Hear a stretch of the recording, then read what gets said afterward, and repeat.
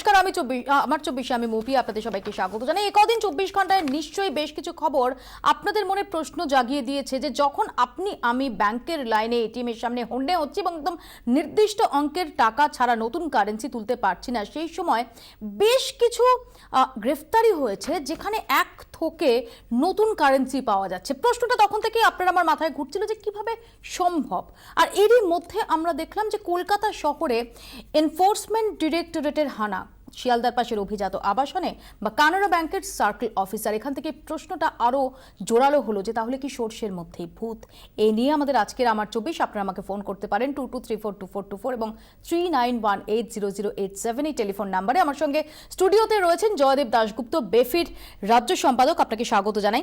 এবং আমাদের সঙ্গে সরাসরি রয়েছেন প্রাক্তন এনফোর্সমেন্ট ডিরেক্টরেট কর্তা অনুপ চট্টোপাধ্যায়। অনুপবাবু, স্বাগত জানাই আপনাকেও। শুরুতে আপনাদের দেখাবো এটিএম এর শাটার বন্ধ, ব্যাংকে মিলছে না টাকা, নোট বাতিলের এক মাস পরও চরম ভোগান্তি আম জনতার। কেন এমন হাল? সত্যি কি টাকার জমকান কম, নাকি পিছনে কাজ করছে অন্য কোনো চক্র?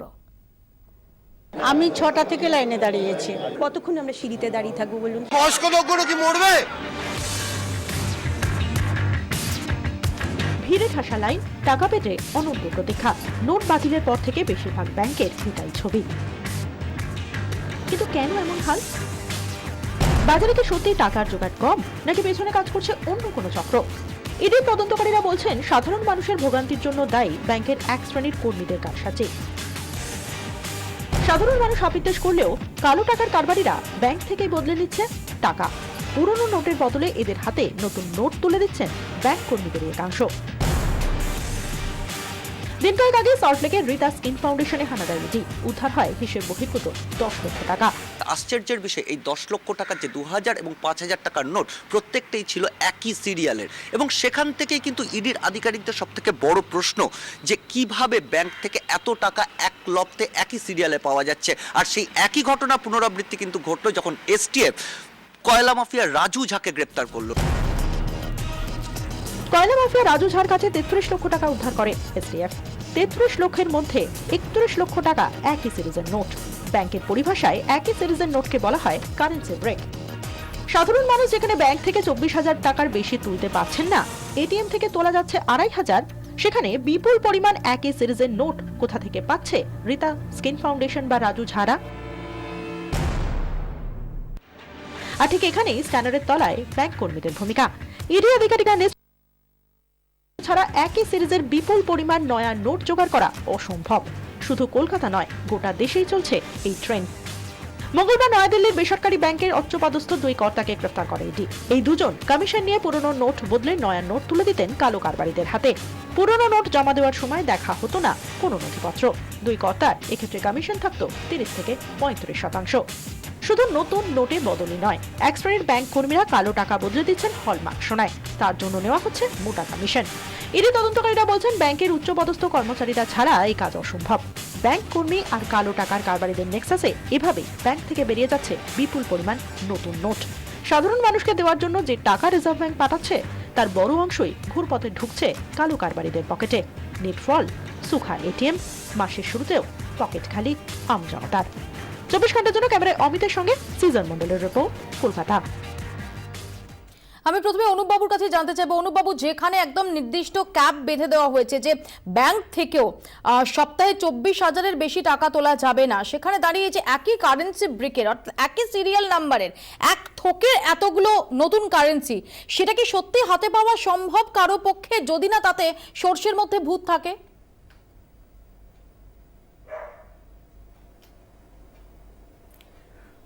আপনি একদম সঠিক কথা বলেছেন। এক্ষেত্রে ব্যাংকের সিনিয়র অফিসিয়াল এবং ব্যাংকের ইয়েদের ইনভলভমেন্ট ছাড়া এটা কিছুতেই সম্ভব হতে পারে না। এই ধরনের সিরিয়ালি টাকা ইয়েতে ব্যাংক থেকে বেরিয়ে যাওয়া, যদি না আপনার ব্যাংক অফিসিয়ালস এবং ব্যাংক আধিকারিকদের ইনভলভমেন্ট না থাকে, সেটা সম্ভব নয়, হতে পারে না। আমি আসবো আপনার কাছে। আমার সঙ্গে দুজন দর্শক টেলিফোন লাইনে অপেক্ষা করছেন। প্রশান্ত ভট্টাচার্য রয়েছেন, বলুন প্রশান্ত বাবু। আমি বাংলা বিহার উড়িষ্যার রাজধানী মুর্শিদাবাদ থেকে বলছি। বলুন। বলছি যে ব্যাংকে যেখানে 14,000 টাকা দিচ্ছে, মানে 1400 7 দিনে 2,000 টাকা করে, তাহলে 14,000 টাকা হচ্ছে। সেখানে এত নোট কি করে আসছে? 2000 টাকার বেশি তো গ্রামাঞ্চল কোনো ব্যাংকে দেয় না যে এক মাস থেকে 2000। ধন্যবাদ আপনাকে। আমরা ঠিক এই প্রশ্নটারই উত্তর খোঁজার চেষ্টা করছি। আরেক দর্শক আছেন, সুলক্ষণা মণ্ডল, বলুন। বলছি যে আজকে যে মানে যেই বিষয়টা নিয়ে আপনারা প্রোগ্রামটা করছেন, ঠিক আছে? হ্যালো, হ্যাঁ, শুনতে পাচ্ছি। বলছি আপনারা যে বিষয়টা নিয়ে প্রোগ্রাম করছেন, আমি হয়তো অনেকটাই ছোট, কিন্তু এটা অনেক আগের থেকেই মানে মাথায় মানে ব্যাপারটা এসছিল। তো মোদিজি তো আরো মানে পরিষ্কার করে দিল যে যাদের কাছে কালো টাকা আছে তারা কিভাবে সাদা করবে, সেই রাস্তাটা মনে হয় মোদিজি করে দিয়েছে আর কি। আপনাকে এরকম ধন্যবাদ। সুলক্ষণা মণ্ডল আমাদের সঙ্গে ছিলেন। আমি আপনার কাছে আসবো জয়দেব বাবু। ব্যাংকের কর্মীদের একাংশ এবং যারা সিনিয়র কর্মী, সিনিয়র অফিসিয়াল, তাদের ইনভলভমেন্ট ছাড়া সত্যি কি এটা সম্ভব? একই কারেন্সি ব্রিকের টাকা, সেটা কিভাবে পাওয়া যাচ্ছে? আসলে আমরা সর্ষে নিয়ে আলোচনা না করে সর্ষের মধ্যে ভূত নিয়ে আলোচনা করছি। এতদিন সর্ষে নিয়ে আলোচনা চলছিল, অর্থাৎ ব্যাংকে টাকা নেই, এটা মন্ত্রীরা ছাড়া, কেন্দ্রীয় মন্ত্রীরা ছাড়া আর কেউ অস্বীকার করতে পারছেন না। ব্যাংকের কোনো ব্রাঞ্চে, এটিএমগুলোতে যে ড্রাই হয়ে গেছে, এটা নিয়ে তো আমরা গত 8ই নভেম্বর ডিমনিটাইজেশনের সিদ্ধান্ত ঘোষণার পর চলুন মাস ঘুরতে চলে আমরা বারবার আলোচনা করছি। ব্যাংক কর্মীরা তারা যে যে জায়গায় ইনিশিয়েটিভ নিচ্ছেন, তারা যখন উদয়াস্ত পরিশ্রম করছেন, সেটাও আমরা দেখিয়েছি। কিন্তু একটা অংশ তাদের মদত ছাড়া যে সত্যি সত্যি রাজু ঝাড় কাছে অতগুলো নতুন কারেন্সি আসতে পারে না, বা সল্টলেকের চর্মরোগ বিশেষজ্ঞের কাছে অতগুলো নতুন কারেন্সি আসতে পারে না, এটা কি আপনি অস্বীকার করতে পারেন? বিষয়টা হলো, আপনি এক রাজু ঝা দেখাচ্ছেন। কর্ণাটকা এক আগের মিনিস্টার ছিলেন, তার ছেলের বিয়ে তো আমরা দেখেছি, তার ছেলের গলায় তাতে কি? আমার কাছে 2000 টাকা সহজ নোট প্রশ্ন যে আমি যদি আজকে আমি ব্যাংকে গিয়েছিলাম, আমি গিয়ে দেখলাম সেখানে যারা দাঁড়িয়ে আছেন তাদের নানান সুবিধা অসুবিধা সত্ত্বেও তারা নির্দিষ্ট ক্যাপের বাইরে টাকা পাচ্ছেন না। তাহলে কি করে একজনের হাতে 31 লক্ষ টাকার 2000 নোট এবং একই সিরিয়াল নাম্বারের একই থোকের আসে? বিষয়টা হলো, আমি যদি বলতে দেন, আমার বিষয়টা হলো যে ব্যাংকের কর্মচারীদের একাংশ যদি বলেন, কর্মচারীর মধ্যে অনেক প্রভেদ আছে, আপনার জানতে হবে। আমরা তো একাংশই বলছি। একাংশ আপনার আগে দেখাচ্ছিলেন, আগে আপনার ক্যাপশনে দেখাচ্ছিলেন অফিসারদের, সিনিয়র অফিশিয়াল ছাড়া এটা কিভাবে সম্ভব? অফিসারদের, ব্যাংকের সিনিয়র অফিশিয়ালদের একাংশ ছাড়া সম্ভব কিভাবে? আপনি বুঝিয়ে যাবেন, আমি পরিষ্কার এই ব্যাপারটা। ব্যাংকের সাধারণ কর্মচারী এবং সাধারণ অফিসাররা এর সাথে কোনো মতেই জড়িত না, আমরা জোর দিয়ে বলছি। এবার যারা জড়িত, দেশের যে প্রচলিত আইন আছে, ব্যবস্থা নিক সরকার, আমরা বলছি তো, দেশের যে প্রচলিত আইন আছে, বলছে না যে সমস্ত ব্যাংক কর্মী এবং যারা মানি লন্ডারিং করেছে, যারা অ্যাক্সিস ব্যাংকে যে সমস্ত ঘটনা আসছে পেপারে, মিডিয়াতে, 27 জন হাই অফিসিয়ালকে সাসপেন্ড করা হয়েছে, কোনো ফেডারেশন, কোনো অফিসার্স ইউনিয়ন তার বিরোধিতা করেছে? কেন করতে যাব? সাধারণ মানুষ টাকা পাচ্ছে না, ব্যাংক কর্মচারীরা মাইনে তুলতে পারেনি তো, এটাও তো বুঝতে হবে আপনাদের। ব্যাংকের সাধারণ কর্মচারী তারাও 24,000 টাকাই তুলতে পেরেছে, তার বেশি তুলতে পারেনি। তাতে এস্টাবলিশডাই হয় যে ব্যাংকের কর্মচারীরা, সাধারণ কর্মচারীরা, সাধারণ অফিসাররা, তারা যেভাবে এই কাজ করেছে গত 20-25 দিন ধরে, না সেইটাকে আপনারা যে হাইলাইট না করেন, তাহলে একটা ভুল ধারণা যাচ্ছে যে ব্যাংক কর্মচারীরা তারা কাজ করবে, অর্থাৎ আমি যে প্রফেশনে আছি সেই প্রফেশনের জন্য আমাকে কাজ করতে হবে, এটা স্বাভাবিক, we are supposed to do that. প্রথমত। দ্বিতীয়ত হচ্ছে তা সত্ত্বেও এই 1 মাস ধরে ব্যাংক কর্মীদের যে নিরলস কাজ, সেটা বারবার হাইলাইটেড হয়েছে, কিন্তু তা দিয়ে আপনি কখনোই যদি একাংশের ব্যাংক কর্মী তাদের ইনভলভমেন্ট থাকে, সেটাকে আপনি নেগেট করতে পারেন না। হাই ব্যাংক অফিশিয়ালরা যে কাজে জড়িত, সরকার তো তাদের ব্যবস্থা নেবে। আমি আসবো আপনার কাছে, আমি এখানে অনুপবাবুর কাছে আসবো। অনুপবাবু, যে কোনো ক্ষেত্রে তো বেশ কিছু চেকস অ্যান্ড ব্যালেন্স থাকে। ধরা যাক যে ডরমেন্ট অ্যাকাউন্টগুলো, সেই ডরমেন্ট অ্যাকাউন্টগুলো বা জনধন অ্যাকাউন্টগুলো, সেগুলো যেভাবে মিসইউজ করা হচ্ছে কালো টাকা সাদা করার ক্ষেত্রে, সত্যি কি ব্যাংকের, আপনি যেটা বলছেন ব্যাংকের সিনিয়র অফিসিয়ালদের একাংশ তারা ইনভলভ না থাকলে সেটা সম্ভব? চেকস অ্যান্ড ব্যালেন্স আছে, এসটিআর, যদি কোথাও সাসপিশিয়াস ট্রানজাকশন হয় তার তো সাসপিশিয়াস ট্রানজাকশন রিপোর্ট যাবে। অসম্ভব। আমাকে জাস্ট 1 মিনিট আপনি বলতে দিন। প্রথমত, জয়দেব বাবু প্রসঙ্গ ছেড়ে অন্যদিকে যাচ্ছেন।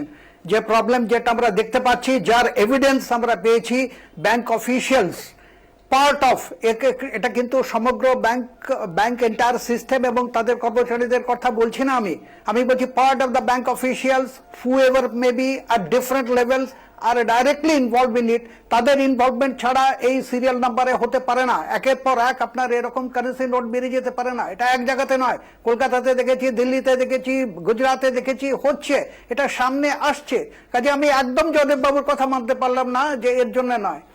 সেকেন্ডলি, এই প্রত্যেকটা জিনিসের আমাদের জিনিস রাখতে হবে, দিস ইজ লন্ডারিং। এই যে কমিশন নিয়ে হচ্ছে, this is part of money laundering. আপনারা জানেন যে মানি লন্ডারিং এক সারা পৃথিবী জুড়ে terrorist activity, drug mafias and smuggling গ্যাংসদের ইয়ে করার জন্য হতো, যারা ফাইন্যান্সিয়াল ইনস্টিটিউশনগুলোকে মিসইউজ করতো। তার জন্য reserve bank of India KYC norms introduce করে। এই KYC হচ্ছে part of know your customer.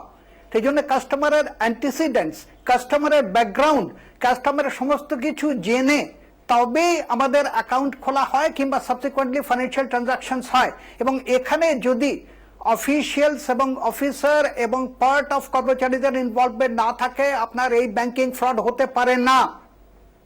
আমি কোনো আসবো রকম আপনার কোনো কাছে। আনঅথরাইজড ট্রানজাকশন ব্যাংকিং অফিসিয়ালের সাহায্য ছাড়া হতে পারে না। আমি আসবো, দুজন দর্শক টেলিফোন লাইনে অপেক্ষা করছেন। শেখ দৌলত রয়েছেন, বলুন প্লিজ। শেখ দৌলত, সম্ভবত যোগাযোগ বিচ্ছিন্ন হয়ে গেছে। আরেক দর্শক আমাদের সঙ্গে রয়েছেন, অসিত মাঝি, বলুন। হ্যালো, বলুন। আমি হাওড়া আন্দুল থেকে বলছি। বলুন। আমি এই আন্দুল ইউনাইটেড ব্যাংকে গিয়েছিলাম। হুম ম্যাডাম আমাকে বলছেন যে আপনি টাকা পাবেন না, 2000 টাকার বেশি দিতে চাইছে না। এবার আমার মায়ের শরীর ভালো না, আমি বুঝতে বুঝেছেন তো। এবার বুঝতে আমি পারছি। যখন ধন্যবাদ আপনাকে অসিত বাবু। অনেকেই এরকম ভাবে তাদের যে সমস্যাগুলো, সেই অভিজ্ঞতার কথা ব্যক্ত করছেন। আমরা একবার দেখার চেষ্টা করব যে নিমেষে যে সাদা হচ্ছে কালো টাকা এবং সর্ষের মধ্যেই ভূতের সম্ভাবনাটা ক্রমশ আরো জোরালো হচ্ছে, কিন্তু কিভাবে অপারেট করছে এই গোটা চক্র।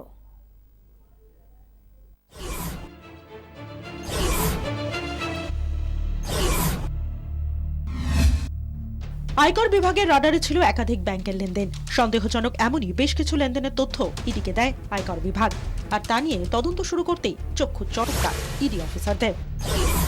হাওয়ালা কারবারিরা ব্যাংকের চ্যানেল ব্যবহার করে কালো টাকা সাদা করার চেষ্টা করছেন। বেশ কিছুদিন ধরেই অভিযোগটা উঠছিল। তদন্ত শুরু হতেই বোঝা গেল সর্ষের মধ্যেই ভূত। ইডি অফিসাররা নিশ্চিত ব্যাংক কর্মীদের একাংশের সরাসরি মদতেই চলছে কালো টাকাকে সাদা করার কারবার। কালো টাকাকে ব্যাংকের মাধ্যমে সাদা করার হাতিয়ার মূলত তিনটে: অব্যবহৃত অ্যাকাউন্ট, জনধন অ্যাকাউন্ট ও ভুয়ো কোম্পানি অ্যাকাউন্ট। কিভাবে কাজ করে গোটা নেটওয়ার্ক? প্রথমেই নজর দেওয়া যাক ডরম্যান্ট অ্যাকাউন্টের দিকে। কালো টাকার কারবারিদের প্রথম টার্গেট অব্যবহৃত অ্যাকাউন্ট।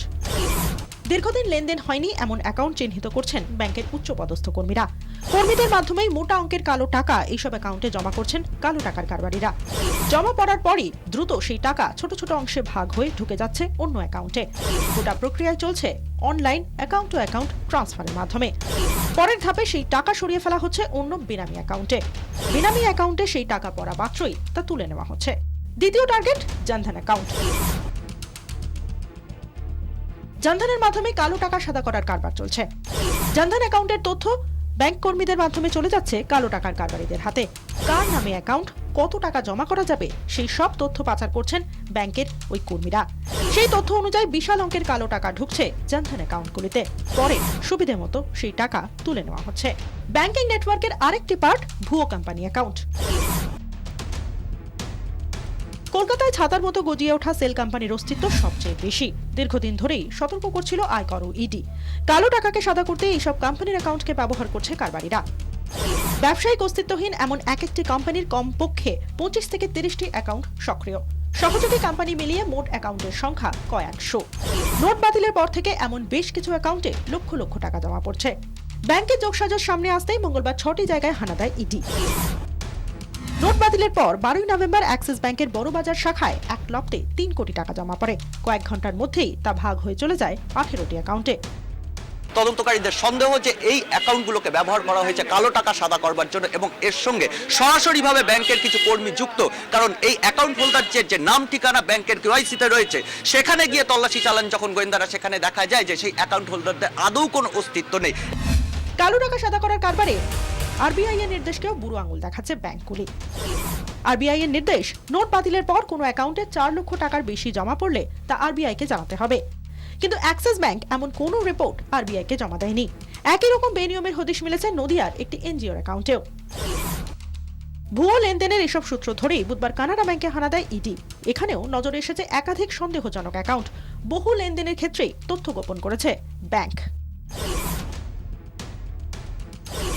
এই অভিজাত আবাসনে সঞ্জয় জৈনের 19 তলার যে ফ্ল্যাট, সেখানে তল্লাশি চালিয়ে কিন্তু বেশ কিছু গুরুত্বপূর্ণ কাগজ পাওয়া গেছে এবং তার জেরে ইডির গোয়েন্দারা কিন্তু মনে করছেন যে সঞ্জয় জৈন একাধিক বেনামি অ্যাকাউন্ট ব্যবহার করে কালো টাকা সাদা করবার যে পদ্ধতি, তার সঙ্গে সরাসরিভাবে যুক্ত এবং হাওয়ালা কারবারের সঙ্গে সরাসরিভাবে যুক্ত। ক্যামেরায় অমিতের সঙ্গে সিজার, 24 ঘন্টা।